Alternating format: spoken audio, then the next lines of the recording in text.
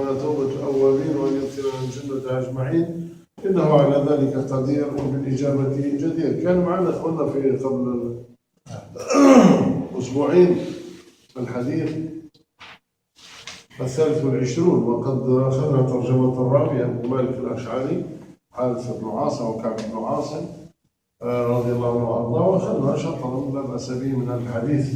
ذلك الحديث هو كما رواه أبو مالك الأشعري الحارث بن عاصم أو كعب بن عاصم على اختلاف في تسميته، أن رسول الله صلى الله عليه وسلم قال: الطهور شطر الإيمان والحمد لله تملأ الميزان وسبحان الله والحمد لله تملأان ما بين السماوات والأرض، والصلاة نور والصدقة برهان والصبر ضياء والقرآن حجة لك أو عليك، كل الناس يغدو فبائع نفسه فمعتقها أو موبقها والعياذ بالله. الحديث رواه الإمام مسلم. واخذنا يعني نصف الحديث أو ما يتجاوز النصف يعني. فالحديث تحدث الحديث أولا إخواننا على الطهور، على الوضوء، على الطهارة، وقال الطهور شطر الإيمان، نص الإيمان الطهور. عليكم السلام عليكم. الطهور شطر الإيمان، نصفه، لأنه كما قال النبي صلى الله عليه وسلم في حديث مسلم أنه من توضأ فأحسن الوضوء خرجت منه خطاياه من جسده حتى تخرج من تحت أظافره. لماذا اعتبره النبي صلى الله عليه وسلم شطر الإيمان، نصف الإيمان؟ لأن الإيمان يكفر الخطايا الكبيرة والصغيرة، والطهور وخاصة الوضوء يكفر الذنوب الصغيرة، فكان كنصف الإيمان، يعني تشبيه. أو كما فسره آخرون أن الإيمان تطهير معنوي من الكفر والشرك وغيرها من هذه الأمور، والوضوء تطهير مادي، غسل الجوارح، فكان فيما يقابل الإيمان كنصفه. بل هو من خصال الإيمان، كما قال النبي صلى الله عليه وسلم: لا يحفظ الوضوء إلا مؤمن. حديث رواه ابن ماجه والحاكم: لن يحافظ على الوضوء إلا مؤمن. طبعا فيه من المكاره حتى الوضوء لما تكون في الشتاء وفي البرد وتحس انه تنوض وتتحرك، ربما هنا الدنيا يعني كل الناس راهي الداخل ما تشعرش بالفرق لما تكون في البلاد والدنيا محلوله، لا يعني تحس انك في الشتاء تجاهد جهاد كبير باش تنوض، مش حاجه سهله. نعم. ففيه من المكاره اسباب الوضوء. النبي صلى الله عليه وسلم قال: اسباب الوضوء على المكاره، يعني راه فيه من الجهد. ثم النبي صلى الله عليه وسلم انتقل الى موضوع، قال: الطهور شطر الايمان، ثم قال: الحمد لله تملأ الميزان وسبحان الله والحمد لله تملأان ما بين السماء والارض. يعني تحدث على فضل الذكر طبعا، وتكلمنا في الذكر ودرنا في حلقات بدروس الجمعه، وصلنا وجلنا فيه، وذكرنا من بين ما ذكرنا أن العبرة بكثرة الذكر وليس بالذكر القليل، لأن الذكر القليل هذا عده الله عز وجل من صفات المنافقين: ولا يذكرون الله، لا يقومون إلى الصلاة إلا وهم كسالى لا يذكرون الله إلا قليلا في سورة النساء، ولا يذكرون الله إلا قليلا. بل أمر الله المؤمن بالذكر الكثير: يا أيها الذين آمنوا اذكروا الله ذكرا كثيرا وسبحوه بكرة وأصيلا. الذكر هذا كل وقود، الذكر التسبيح، كون الله ديما في راسك، ديما في بالك، تراقب به أفعالك وتصرفاتك، تجعله في صفقاتك، في تجاراتك، في أخذك وعطائك. ربي حاضر ديما في بالك، هذاك هو الذكر. هذا كل ذكر وهذا كل وقود. تاع الإيمان. ولذلك لا تعجب أنك تلقى إنسان ربما في سن كبيرة جدا وهو يأتي من المعاصي ما يستحي الشباب من إتيانها، لأنه الذكر منه. ساعات تلقى واحد يعني الاكستريم يعجب خلاص. هذا من قلة الذكر. فالعبرة بكثرة الذكر لا، أما الذكر القليل فيستطيعه حتى المنافقون. وخاصة أن الذكر المنصوص عليه، الذكر المنصوص عليه الذكر الوارد على النبي صلى الله عليه وسلم، أذكار الصباح والمساء، هذه أمور أخونا ما نلعبوش بها. اللي جيت هنا وأنا نقول لكم عليها ما تحسبهاش لعبة، هذه ما تحسبهاش حاجة نورمال تفوت هذه. كيف ما تقدرش ربي واش دير، حاسب روحك، حاسب روحك، كل واحد فينا يحاسب روحه. ينوض الصباح حتى يرقد العشاء، وشرب يذكر ماذا يجعل من وقته ومن حياته لله. وش يجعل لله؟ 5 دقائق نتاع الصلوات، يعني ظهر وعصر ومغرب وعشاء، و10 دقائق في الصبح، تجي نص ساعة. لا لا سيدي هاي 35 دقيقة هي من بعد. وش راك دير؟ أين تصرف هذا الوقت كله؟ في ماذا؟ في واش؟ يا إخواننا حياتنا ضاعت وإحنا ما نبلها، والله ضاعت وإحنا لا ندري. وش ياخذ منك أذكار الصباح والمساء؟ والله إذا كثرت 10 دقائق ربع ساعة الصباح وربع ساعة في العشاء. أين من يذكر الله؟ تجي تصلي ركعتين، ربع ساعة ونص ساعة، نص ساعة و35 ساعة، ساعة 5 دقائق. زيد لها سيدي تصلي ركعتين قدام الظهر وركعتين قدام العصر، كل ركعتين بدقيقتين، ركعتين قدام العصر، ركعتين قدام الظهر، ركعتين بعد المغرب، ركعتين قبل العشاء. قداش هذه 8 يعني 8 دقائق. زيد لها الشفع والوتر 3 دقائق، 10 دقائق. زيدها للساعة و5 دقائق، ساعة و16 دقيقة، و23 ساعة وينهي. شفت كيفاش يعني؟ والناس لا خبر، واحد ما يقعد هكذا ويخمم في روحه واش درت انا لله هذا اليوم. كل يوم النوض عندي 35 مينيت والباقي كل وين في واهي يروح. او ماشي نقولوا يروح كله في المعاصي، لكن يروح في الغفله. هل قاعد يحب يقصر، يحب يحكي، بصح ما يحبش يذكر. يحب يروح على ضربات غوش، ما يحبش يقعد يدير حاجه تاع خير. غفله عن ذكر الله. رب العالمين ذكر ولا تكن من الغافلين.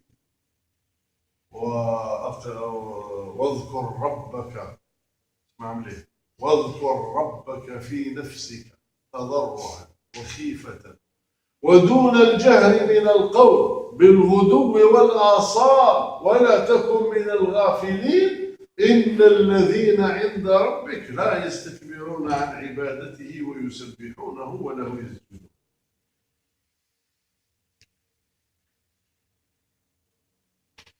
يا أيها الذين آمنوا اذكروا الله ذكرا كثيرا وسبحوه بكرة وأصيلا. يعني الصباح والعشي والمراد كل الوقت. ابن عباس رضي الله عنه قال ليس هناك من شيء، أو معنى كلامه ليس هناك من فريضة يعني افترضها الله على العباد إلا وجعل لها وقتا مؤقتا محددا تنتهي إليه إلا الذكر، فلم يجعل له حد، بل هو مأمور به في جميع الحالات وفي جميع الأوقات وفي كل الأحوال. كيف مجاهد قال كلام قريب من هذا المعنى. الذكر مأمور به طول الوقت. ماش قال له 12 اذكر كيما الظهر ولا لا، من اللي تنوض اذكر. باش إن في خلق السماوات والأرض واختلاف الليل والنهار لآيات لأولي الألباب. شكون هما؟ الذين يذكرون الله قياما وقعودا وعلى جنوبهم ويتفكرون. كي نقراو الآيات هذو نحشموا من رواحنا أصلا، والله تحشم من روحك، تحشم من روحك. ها هي عباد رب العالمين، ها هي العباد اللي اختارها ربي وفضلها، يذكر ربي على في كل الأوقات. فهذا هو الذكر. ولذلك النبي صلى الله عليه وسلم قال الحمد لله تملأ الميزان وسبحان الله والحمد لله تملأان ما بين السماوات والأرض. ثم قال والصلاة نور. الصلاة نور، نور مطلق تدل صاحبها على الخير، تدل صاحبها على المعروف، تمنعه من المعاصي، تهديه إلى سبيل الرشاد. نور، نور، ضوء يستضاء، هو ضوء معنوي يستضاء به العبد في طريق الهدى والرشاد والخير والتقوى والصلاح، كما يستضاء بالضوء الحسي المادي في الطريق. كيف الصلاة؟ نهار اللي نطعموها صح ونشربوها نتذوقوها، هذاك هو الخير، هذاك هو النور. والصلاة نور والصدقة برهان بعد ذلك. الصلاة نور، إن الصلاة تنهى عن الفحشاء والمنكر. قال الله تعالى نور يسعى بين أيديهم وبأيمانهم بشراكم اليوم جنات. إشارة النور الصلاة. ثم قال الله تعالى سيماهم في وجوههم من آثار السجود. هذا في الصلاة أخوان. ما كانش قوم يعبدون ولا ملة ولا نحلة ولا طائفة ولا جنس من الأجناس يعبد الله كما يعبد الله المسلمون. كان من نوض ونحن نركض رغم صلاتنا المعوجة وكسرها، ولكن ليس هناك قوم يعبدوا ربي كما نعبدوا حنا، رغم أنهم تعبانين في عبادتنا، علاقتنا بربي تعبانة، ولكن المسلمين هم أفضل الناس الآن يعبدوا ربنا. مثل المسيحيين في الأسبوع بيجيو في الحد مرة يبعثوا SMS يا حصل وساعات الريزو ما كانش، طول الريزو ما كانش، ماشي ساعات الريزو. اليهود ما على باليش في الجمعة ولا في جمعتين ولا في أكثر ولا في أقل، ما كان والو يعني خرط إطلاق. والله بالك البوذيين ولاو يعبدوا ربي خير من المسيحيين ولاو. مش يعبدوا ربي، يعبدوا البوذا تاعهم ويتفرغوا له أكثر مما يتفرغ النصارى واليهود مع أصحاب الديانات السماوية، أكثر مما يتفرغ أصحاب الديانات السماوية سواء ديزون لله تبارك وتعالى. فالصلاة نور.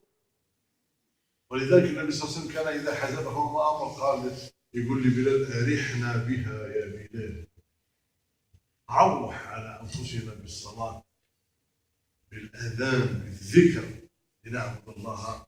والصدقة برهان. قلنا البرهان هو الشعاع الذي يلي وجه الشمس هذاك يخرج بعد، هذاك الشعاع القوي الواضح النقي الصافي، هذاك يسمى البرهان. ولذلك تسمى الحجة القاطعة التي يعني الواضحة الدلالة على ما تدل عليه تسمى برهانا. برهان لسطوعها ونصوعها ونقائها وصفائها. برهان على ماذا الصدقة؟ برهان على الإيمان، لأن الناس تفنى على المال، توحد المال، تعبد المال، تسجد للمال ولصاحب المال.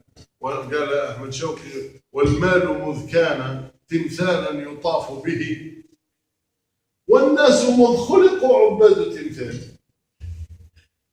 وصدق الرجل وصدق. فلما تمد هذا المال تستهين به، تستهين بحبه، تنزل منزلته في نفسك، هبطها لما تمد هذا المال. وإذا مسكتها حبيبي أخويا خذي الكون كارت ضرك حطها في الطن خلاص تعبده. لما تخرج هذا الدليل على أن المال مش ساكن في قلبك. لذلك كان برهان على صدق الإيمان وعلى صدق موعود الله عز وجل للمتصدقين للمحسنين. هذا مش خذينا من الحديث في المرة الفائتة. أخونا الانتربريت إن شاء الله يتكفل بالباقي. Inch'Allah.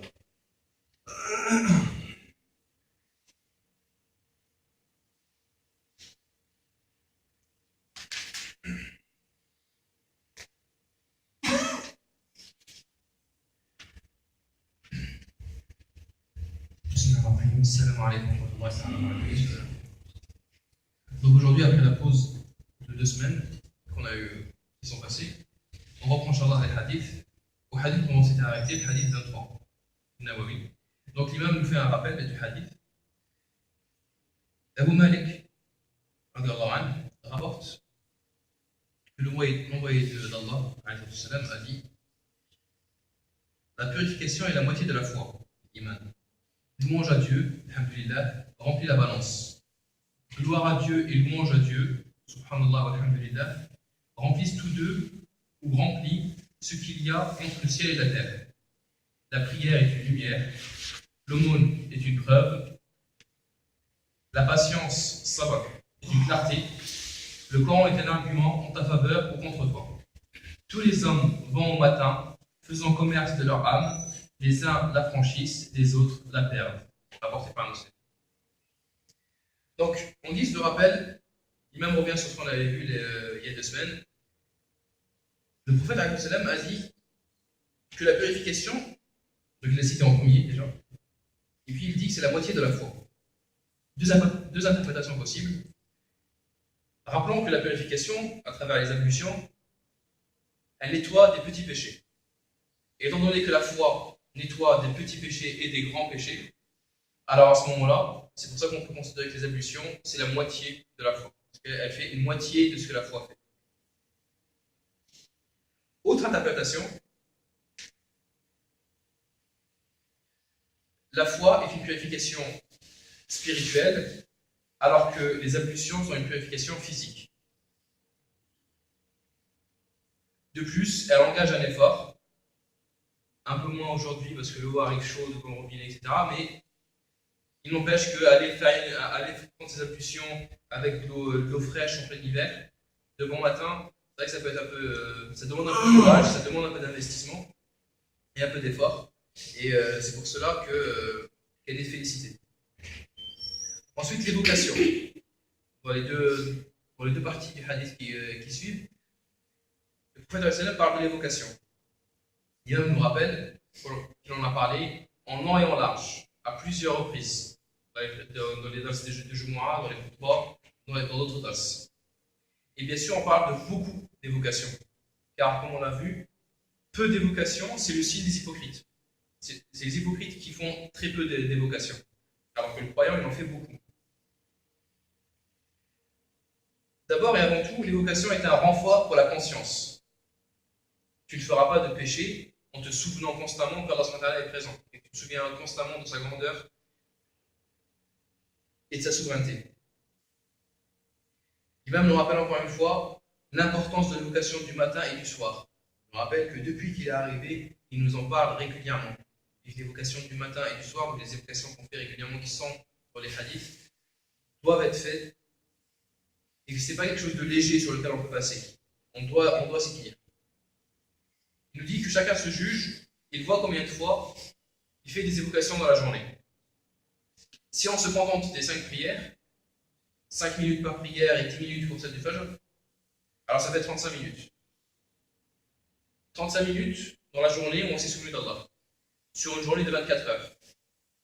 Où est passé le reste? Et même si on fait des prières surrogatoires, on atteint péniblement les 1 heure. Où sont passées encore 23 heures. Et encore une fois, on nous dit, chacun se juge soi-même. Et on ne dit pas que forcément ces 23 heures sont passées dans les péchés. Mais une bonne partie est passée dans de l'ignorance, dans des choses futiles.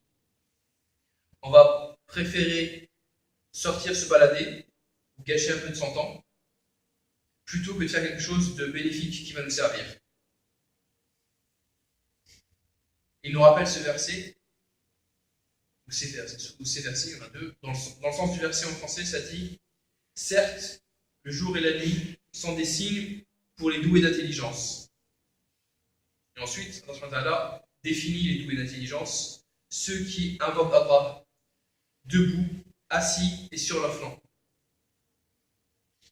Et là, il nous dit en commentaire de ces versets, il nous dit quand on lit ces versets, normalement on doit avoir honte. On se rend compte que nous on ne fait pas tout ça.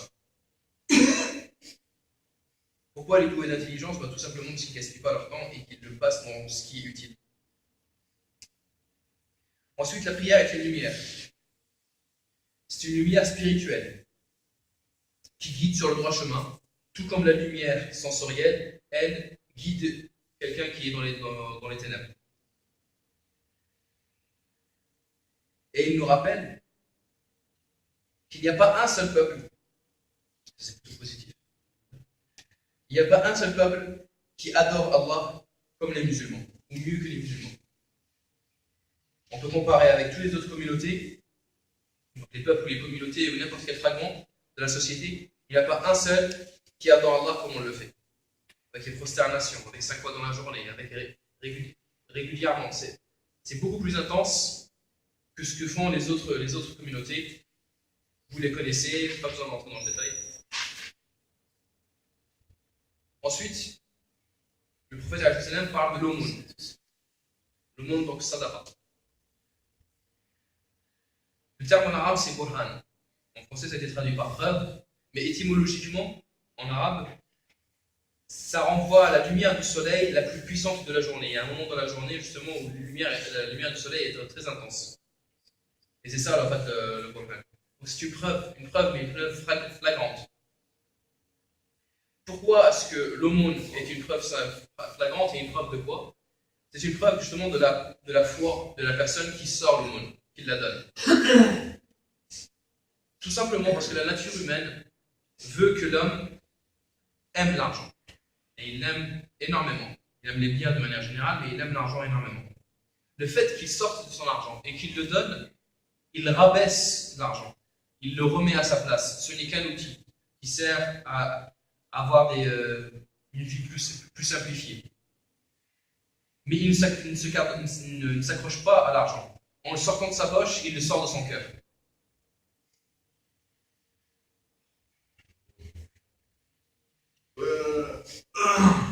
قلنا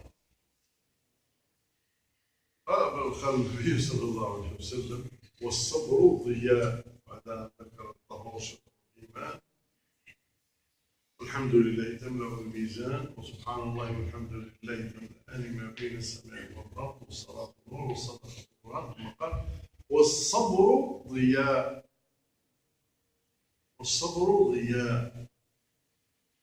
طبعا الصبر قلنا من أثقل الأشياء على النفوس. بعد فات النبي صلى الله عليه وسلم على رجل يسأل الله الصبر فقال له قد سألت البلاء فاسأل الله العافية. يقول له يا ربي صبرنا معناها تحوس على اللي يزيد على الصعاب. قال له لا تسأل الله الصبر، قال له اسأل الله العافية. إذا كان قلت يا ربي أعطينا الصبر معناها قلت يا ربي أعطينا البلاء، لكن قال له اسأل الله العافية. ولما يجيك البلاء كن صبور، كن صبور لما يجيك البلاء، لكن لا تسأل البلاء، ما تسألوش. الصبر ضياء. الضياء العربية يا اخوانا ماشي كيما الفرنسيسية، كاين النور وكاين الضياء. الضياء هو النور الذي فيه نوع إحراق، فيه إشراق وإحراق، يعني فيه حرارة كما ضوء الشمس. بخلاف النور، النور هو القمر، هو الذي جعل الشمس ضياء والقمر نورا. قمر نور، نور هو الإشراق وليس فيه إحراق، يعطي الضوء فقط. أما الضياء هو اللي يعطي الحرارة ويعطي الضوء، الإشراق والإحراق. وكذلك الصبر فيه إشراق وفيه إحراق، فيه إحراق لأنه صعيب على النفس، صعيبة تبعاته على الجسد. أنت كي تصبر تعرف قاعد تتألم، يعني مش قاعد بليزير، قاعد تتألم، وهذاك هو الإحراق. أما الإشراق لما تصبر سوف تنال ما صبرت عليه، توصل إلى ما تصبو إليه. هذا ايش معنى الضياء؟ الصبر ضياء.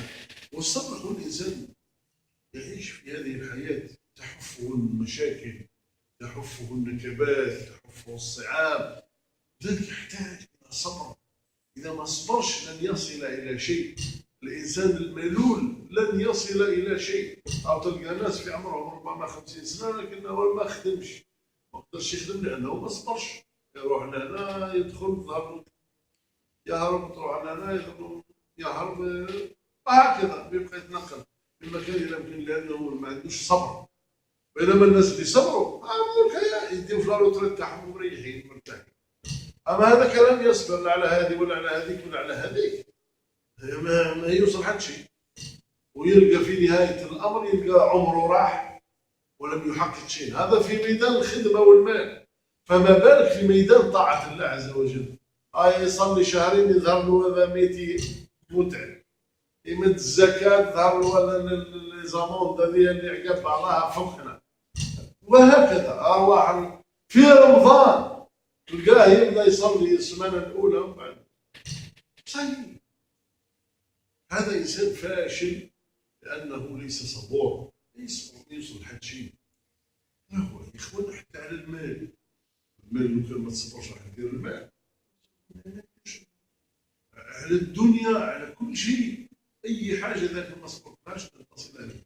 واذا كان المسلم صابرا محتسبا متوكل على رب العالمين فانه في النهايه يجاهد ويصل الى مبتغاه. اما الذي يتصف بالملل ويسيطر على طبعه النفور السريع من كل شيء، هذا لن يصل الى شيء ويظل دائما هكذا. هنا طاعه الله عز وجل تحتاج الى صبر، ترك المعصيه تحتاج الى صبر، التآلف مع الناس والقرب منهم يحتاج الى صبر، التآخي حتى مع الناس يحتاج الى صبر. ما تفوتش وما تغفلش وتسكت على حقك وتغمض عينك على الاساءات، ما تعشر حتى واحد. وهكذا كل حاجه في النهايه لازم لها الصبر، والا ما تنجحش في الوصول الى شيء. ثم قال النبي صلى الله عليه وسلم: والقران حجه لك او عليك. قال: والصبر ضياء والقران حجه لك او عليك.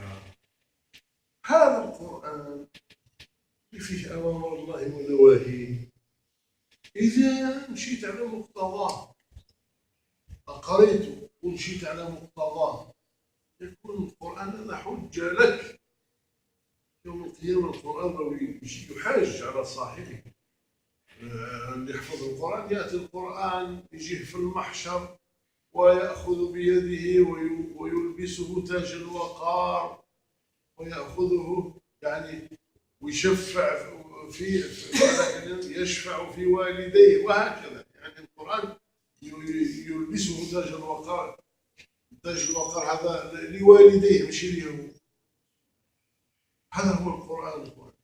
هذا هو كتاب الله عز وجل.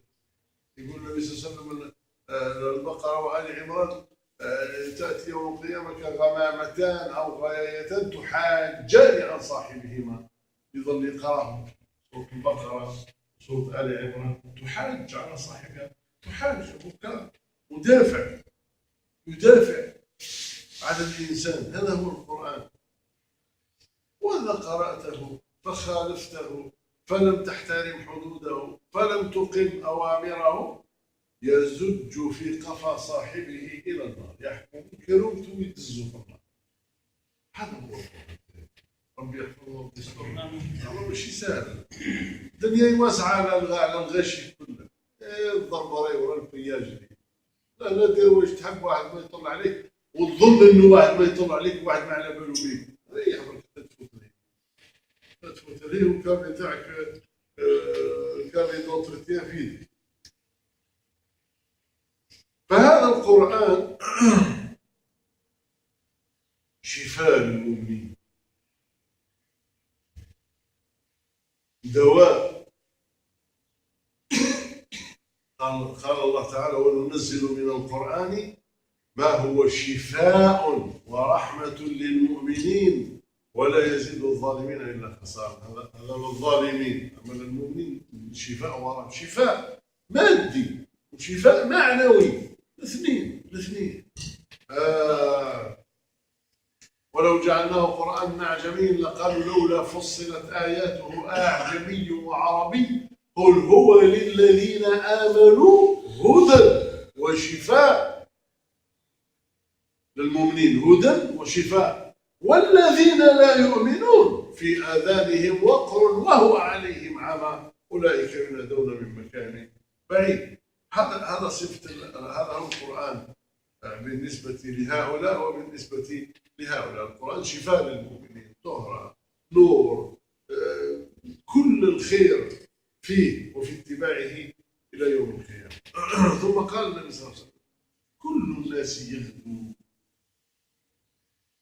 يعني الناس هي ماشية، ماشيين، كل الناس يغدو، الناس ماشيين، كل الناس يغدو فبائع نفسه. كل الناس يغدو، الناس هي ماشية وكلهم بايعين أنفسهم، ولكن فرق بين بيع وبيع. فبائع نفسه فمعتقها أو موبقها. معتقها يعني من النار، اعتقها لأنه أطاع الله تبارك وتعالى، اتبع سنة النبي صلى الله عليه وسلم، ابتعد عن كل ما يبعده عن الله، واقترب من كل ما يقربه من رب العالمين، أحب ما يحبه الله وأبغض ما يبغضه الله، وهكذا سار على النهج فأعتق نفسه. قلنا في الدروس عن النفس المطمئنة تسمع أنه هذا الإنسان يبيع نفسه، يشتريها ثم يبيعها، يشتريها بالإيمان فيعتقها، ثم يبيعها لله عز وجل باتباع أوامر الله عز وجل ونواهيه، فيكون قد أعتق نفسه من العالم. فموبقها يعني يهلكها، يدخلها في جهنم. موبقها يعني مورطها في العذاب. بما؟ لأنه باع نفسه لمن؟ ليس لله وإنما للشيطان، فأطاعه واتبع أوامره واستجاب لوساوسه وانخدع لغدراته وفجراته واتبع كل ما تشتهيه نفسه. هذا قد أوبق نفسه والعياذ بالله. نسأل الله العافية والسلام. يطلع من الدرجة.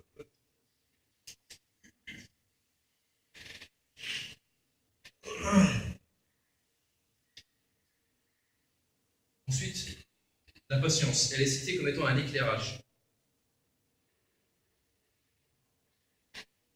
La patience, c'est ce qui est le plus dur sur un homme, pour un homme, pour un sujet. Le prophète est passé devant un homme qui demandait à Allah la patience, et le prophète lui a dit: pourquoi est-ce que tu demandes l'épreuve? On demande la patience, tu demandes l'épreuve. Demande plutôt la sécurité, la sûreté, la sérénité.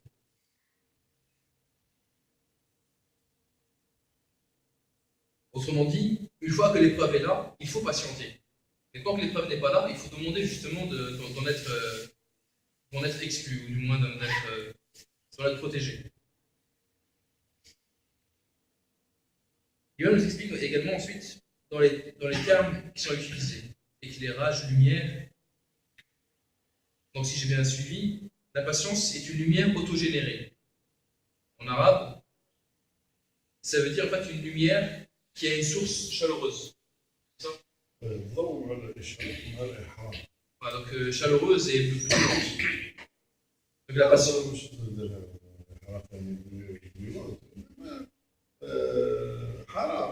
Chaleureuse. Ok, donc elle a une source, donc elle est autogénérée et elle a une source de chaleur. Il nous renvoie à un miracle scientifique justement qui est dans le Coran. Allah décrit la lumière du soleil comme étant autogénérée et la lumière de la lune comme étant reflétée. Et là, en fait, il y a la même distinction entre lumière et éclairage. Donc ici, pour la patience, justement, c'est une lumière autogénérée, comme celle du soleil. Donc, elle a un côté justement un côté de chaleur. Ça fait un côté كنت معك. كيف قارن النبي صلى الله عليه وسلم بين الصبر والحرم لا مش النبي صلى الله عليه وسلم قال ما شرحه الصبر والضياء على اختار الضياء لأنه الضياء فيه الإشراق الضوء وفيه الإحراق حرارة ووفاء لأنه الصبر يتعب النفس هذا جانب الإحراق وجانب الإشراق فيه أنك تصل به إلى منتهى. Ok, donc concernant ce qui est de la source chaleureuse, la patience effectivement est un fardeau, ou du moins elle demande un effort, elle demande un effort, mais d'un autre côté, elle est aussi une lumière, dans le sens où il la faut pour pouvoir atteindre un but. Celui qui est blasé très vite n'atteindra jamais rien, alors que celui qui est patiente, il pourra justement atteindre les buts qu'il s'est fixés. Il donne un exemple, il nous dit rien que pour le travail. Celui qui ne patiente pas, il rentre dans une entreprise, il reste 2 semaines, 1 mois et puis il se bat. Ben celui-là, toute sa vie, il va aller à droite et à gauche, puis il n'atteindra jamais rien. Alors que celui qui patiente et qui reste dans un travail et qui reste fermement dedans, ben arrivera à un âge où il aura sa retraite et il pourra enfin respirer. Il en est de même donc pour eux. Et ça, justement, c'est justement grâce à la patience. Si on parle de ça, si on demande de la patience pour le travail, que dire pour les adorations? Si on fait ça pour une vie qui va durer pour les 70 ans en moyenne, que dire de la vie éternelle? Est-ce que ça ne mérite pas plus de patience? Que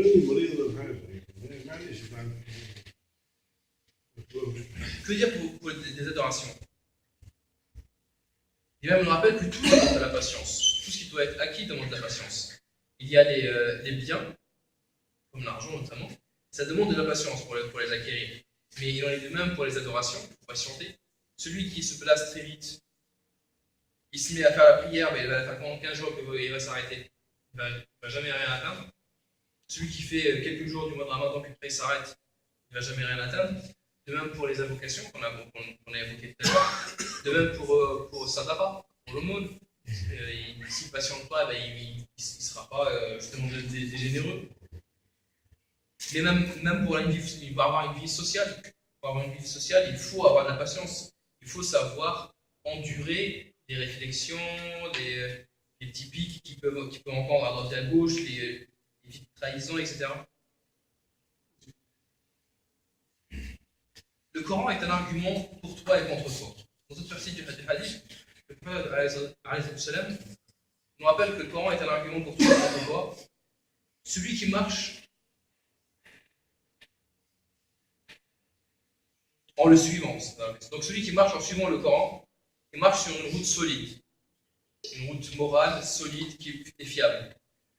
Et celui qui s'en détourne, il marche sur des sables mouvants. Il ne sait pas à quel moment il va chuter. Il va me rappeler également plusieurs vertus du fait de réciter le Coran ou de l'apprendre, surtout le jour de la résurrection. Donc, en plus, ici-bas, le fait que ça nous oriente vers une vie morale. Et en plus, le jour de la résurrection, elle a beaucoup d'avantages. Notamment, le Coran se porte comme un avocat qui va te défendre. Rien que le Baqara et Ali Imran, pour celui qui la récite régulièrement, ils viendront pour protéger la personne. Celui qui apprend le Coran fait même un cadeau à ses parents. Ses parents recevront une couronne, la couronne de Waqar. La moindre de ces rubis, la moindre de ces pierres, équivaut tout ce qui est supérieur à tout ce qui est sur terre, des richesses qui sont sur terre. Et elle est également une guérison spirituelle et physique. Celui qui récite le Coran, il trouve un apaisement de l'âme, mais elle est aussi également une guérison physique. Là, je vous invite à regarder les différents reportages qui sont faits là-dessus. Ensuite, dernière partie du hadith, les gens sortent et chacun a comme capital son nafs. Il achète, donc nafs, on avait vu, traduction la plus approchée, c'était âme, en sachant que ce n'est pas exactement le sens complet du terme. Il y a juste une partie du sens. Donc, les gens qui sortent, il y en a qui achètent son âme par la foi, et la revend à Allah, par les adorations. Celui-là est celui qui a réussi. Il a un capital, il l'a fructifié et il en a bénéficié. Par contre, celui qui la perd, celui qui perd son âme, justement, c'est celui qui, au lieu de la vendre à Allah, il l'a vendu au diable, à Satan. Il a suivi Satan, il a écouté, il a cherché à satisfaire Satan et ses pulsions et ses envies. Ben, celui-là, il avait un capital, mais il a dilapidé.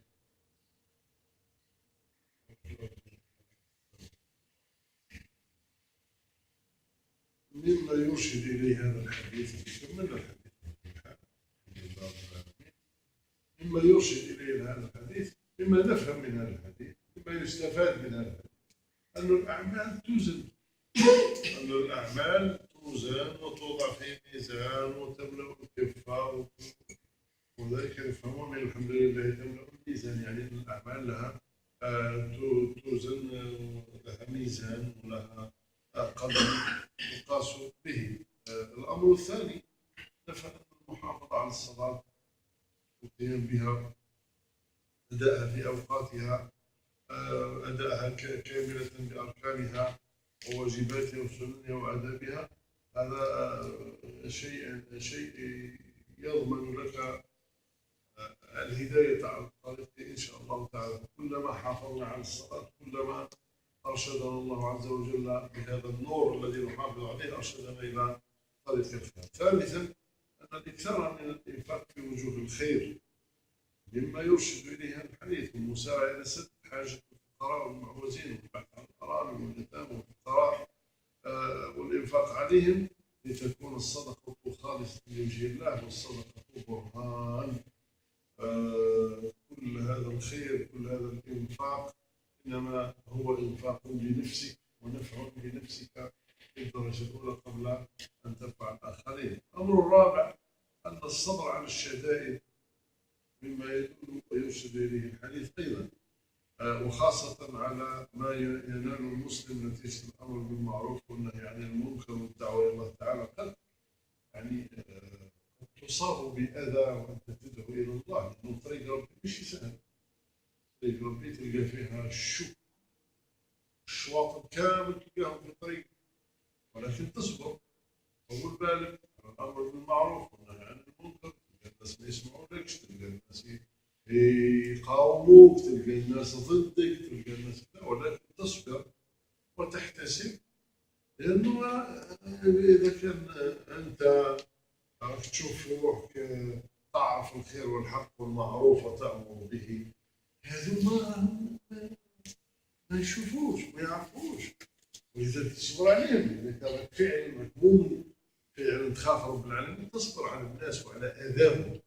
من خالط الناس، المؤمن الذي يخالط الناس ويصبر على أذاهم خير من المؤمن الذي لا يخالط الناس ولا يصبر على أذاهم. فالصبر مما يرشد إليه الحديث. الأمر السادس والخامس أن القرآن دستور المسلم ومنهاجه، عليه الإقبال على تلاوته وتدبر آياته وتفهم معانيه والعمل بمقتضاه. هذا إذا أردت أن يكون القرآن حجة لك لا عليك. الأمر السادس أن المسلم يجب أن يسعى فيما يفيده، يسعى لأن يستفيد من وقته عمره في طاعة الله عز وجل، ولا ينشغل ولا يشغل نفسه إلا بمولاه، ولا ينشغل عنه أبدا بما يصرفه عن ذلك أو ما يعود ويصرف وقته فيما يعود عليه بالنفع في معاشه، يعني في الدنيا وفي معاده، يعني يوم القيامة. تفضل حديث ما كان بسؤال نص ساعة.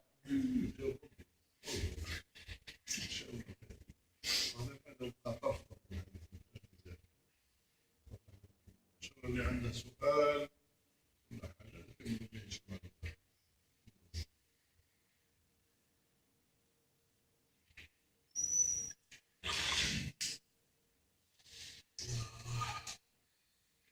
Donc, on a fini le hadith.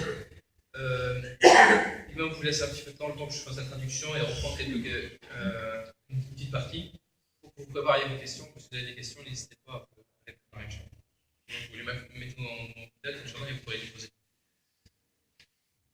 Et même, en guise de conclusion, on nous dit que ce hadith souligne des choses importantes. Par exemple, le fait que les actions se mesurent. Les actions ont une valeur. Le comportement et d'autres actions ont chacune une valeur, justement, elles sont mesurables. La prière et le fait de s'y tenir est un guide. L'aumône, donc celui qui se précipite à aider les gens ou les personnes en difficulté, se fait du bien à soi-même avant même de faire du bien aux autres.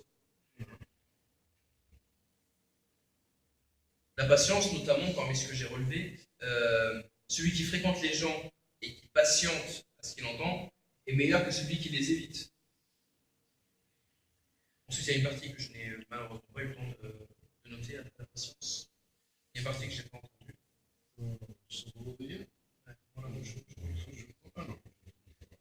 Le Coran donc, est un argument pour toi ou contre toi. Donc, le fait de s'y tenir et le fait de le respecter. Donc, le fait juste d'avoir le Coran comme un bibelot à la maison, on l'avait dit, ça ne sert à rien, c'est même contre toi, c'est contre-productif. Mais avoir le Coran, le lire, le comprendre et l'appliquer, celui-là, c'est celui qui a tout réussi et qui a le meilleur des arguments en sa faveur. Et l'évocation, ça consiste surtout à occuper son temps et son esprit en s'en rappelant son Seigneur.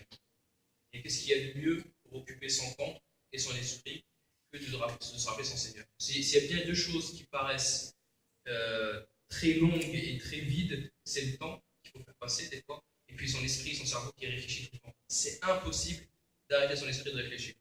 Mais tant qu'à faire ces deux choses-là, autant les remplir par l'évocation d'Allah, et c'est le meilleur investissement qu'on puisse faire.